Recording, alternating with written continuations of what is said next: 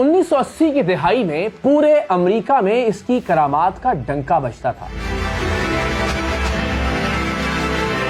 اس کا دعویٰ تھا کہ خدا خود اس سے بات کرتا ہے۔ یہ اپنے سامنے آنے والے مریضوں کو ان کے نام، ان کے مکمل پتے اور ان کی بیماری کی تمام تر تفصیلات بتا دیا کرتا تھا۔ John 3784 Archwood Road. God is burning those blood clots out of his veins, out of his arteries. اس کا یہ بھی دعویٰ تھا کہ یہ جنات اور شیاطین سے چھٹکارا دلا سکتا ہے۔ یہ اپنے سامنے آنے والے مریضوں کو اپنی دوائیں پھینکنے کا کہتا اور وہ ایسا ہی کرتے۔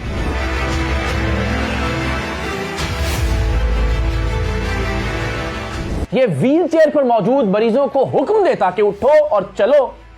ویل چیئر پر موجود مریض اٹھتے اور چلنے لگتے۔ Stand up, walk on your own.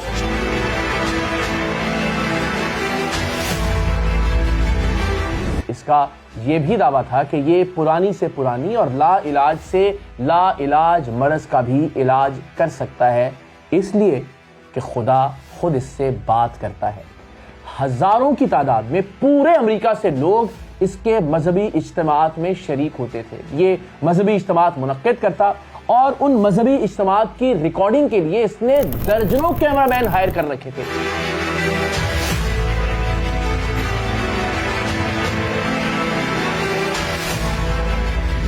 ایک پوری میڈیا ٹیم تھی، ایک پورا پروڈکشن ہاؤس تھا جو اس کے مذہبی اجتماعات کی ریکارڈنگ کرتا اور پھر یہ امریکہ کے مختلف ٹیلی ویژن چینلز پر ٹائم خرید کر ان پروگرامز کو نشر کرواتا تھا، اپنا نمبر دیتا جس سے مزید مریض اس سے رابطہ کرتے اور اگلی بار اس کے مذہبی اجتماعات میں اور زیادہ لوگ شریک ہوتے۔ 1980 کی دہائی میں اس شخص کو موصول ہونے والے نذرانوں اور عطیات کی ماہانہ رقم تقریباً $5 لاکھ تھی، جو آج تقریباً 15 کروڑ روپے بنتے ہیں۔ سو آج کے 15 کروڑ روپے یا آج کے $5 لاکھ 1980 کی دہائی میں کتنی ویلیو رکھتے ہوں گے، اس کا اندازہ آپ لگا سکتے ہیں۔ خدا سے باتیں کرنے کے دعوے دار اس شخص کا نام تھا پیٹر پاپوف۔ اور اب آئیے پیٹر پاپوف ہمارے شف شف والے بابا سے کس طرح سے مماثلت رکھتا ہے۔ دونوں شفا کے نام پر لوگوں کو لوٹتے رہے، دونوں خدا کے نام پر لوگوں کو لوٹتے رہے، دونوں مذہب کے نام پر لوگوں کو لوٹتے رہے، دونوں کیمروں کا استعمال کرتے رہے۔ وہ 1986 میں کیمروں کا استعمال کرتے ہوئے ٹیلی ویژن چینلز پر ایئر ٹائم خرید کر لوگوں کو بے وقوف بناتا رہا، اور شف شف والی سرکار یعنی حق خطیب سوشل میڈیا کے ذریعے لوگوں کو بے وقوف بناتا رہا۔ پیٹر پاپوف بھی ویل چیئر سے لوگوں کو کھڑا کرنے کا ڈرامہ کرتا اور 40 برس بعد آج بھی حق خطیب اور شف شف ویل چیئر سے لوگوں کو کھڑا کرنے کا ڈرامہ کر رہا ہے۔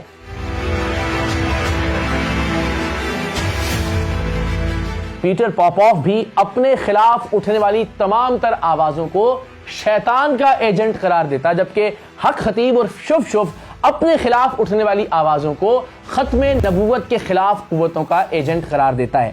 پیٹر پاپوف نے لاکھوں کروڑوں ڈالرز کمانے کے لیے مذہب کا استعمال کرتے ہوئے لوگوں کے بائبل سے متعلق جذبات کو استعمال کیا اور کہا کہ وہ کمیونسٹ علاقوں میں گرم ہوا والے غباروں کے ذریعے بائبل کے نسخے بھیجے گا تاکہ مذہب کی خدمت کی جا سکے، عیسائیت اور کرسچینٹی ترویج پا سکے۔ بالکل ویسے ہی لوگوں کے جذبات کا استعمال کرتے ہوئے حق خطیب اور شف شف نے نعوذ باللہ ختم نبوت کے عقیدے کا استعمال کیا اور کروڑوں اربوں روپے کی جائیدادیں اپنے نام پر کروا لی، اس لیے کہ وہ ختم نبوت سینٹرز بنانا چاہتا تھا۔ لیکن نہ تو کبھی بائبل کمیونسٹ علاقوں میں بھجوائی گئی پیٹر پاپوف کی جانب سے، اور نہ ہی حق خطیب کی جانب سے ختم نبوت سینٹرز کا قیام عمل میں آیا، جب تک ہم نے اسے بے نقاب نہیں کیا۔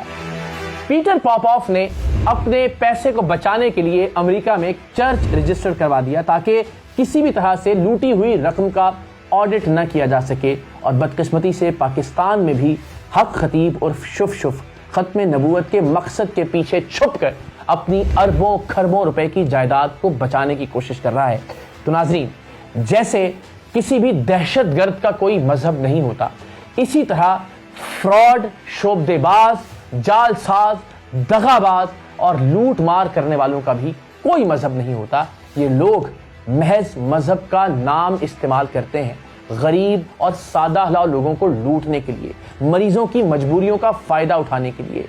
इन दहशतगर्दों की भी ना कोई सरहद होती है, ना कोई अकीदा होता है, ना कोई मजहब होता है और ना कोई नजरिया होता है।